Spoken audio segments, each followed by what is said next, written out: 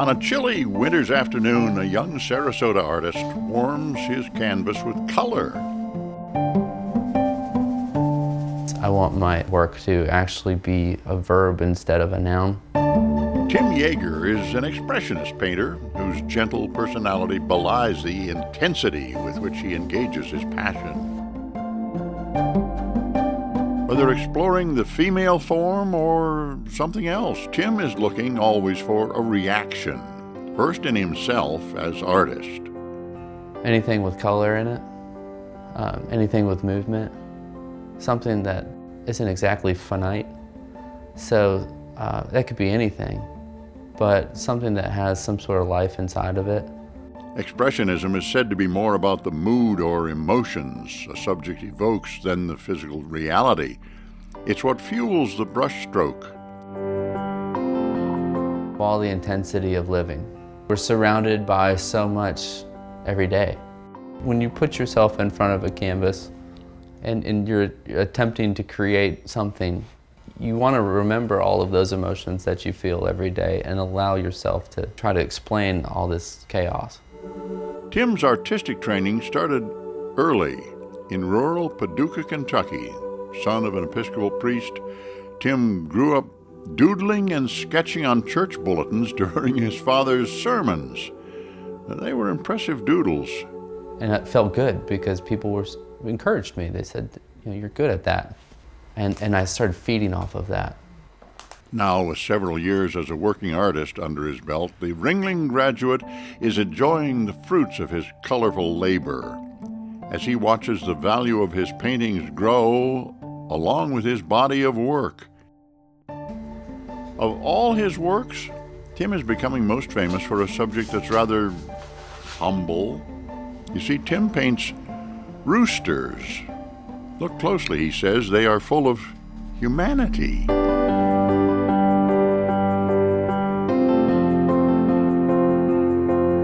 These are awkward, funny-looking beasts. I mean, they contain all these different colors and expressions and gestures inside of them. All of the formal elements of art. Spurred by a memory of the iconic rooster knickknacks in his grandmother's kitchen, the feathered friends provided just the right creative spark. And seeing that same image over and over and over again, and that served a purpose for me.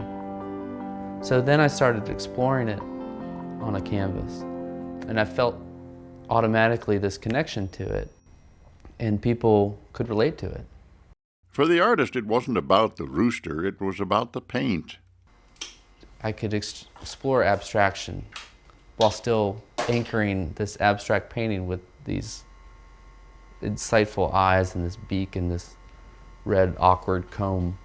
Well, this would be one of Tim's first roosters. You see the lovely impasto with the white and the textural quality and the comb. The roosters and many of Tim's other works are garnering attention from collectors. He's a very fine artist. Peter Hooton is an actor and art collector now retired in Sarasota. He's an avid fan of Tim Jaeger's work and has a comprehensive collection from paintings to drawings, even articles and personal letters. Peter is certain they'll reside in a museum one day.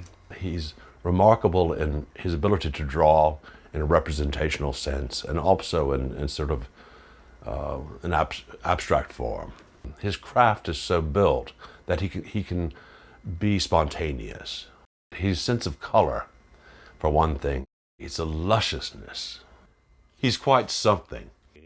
Among the items in Peter's collection, an early self-portrait, a print from a lithograph of a young French boy Tim drew while he was an artist in residence in France, and even a drawing Tim did while sitting in a local bar. But her face is so gorgeous, an imaginary lady, and he spilled his Guinness stout, so it's my Guinness-drenched gal, You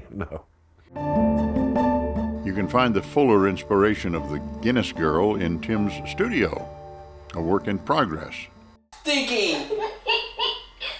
You don't want to smell it? The artist considers himself a work in progress as well. That's really good. As he learns the art of balance, raising a young son, tending to his craft while remaining committed to a desire to make art accessible to more people.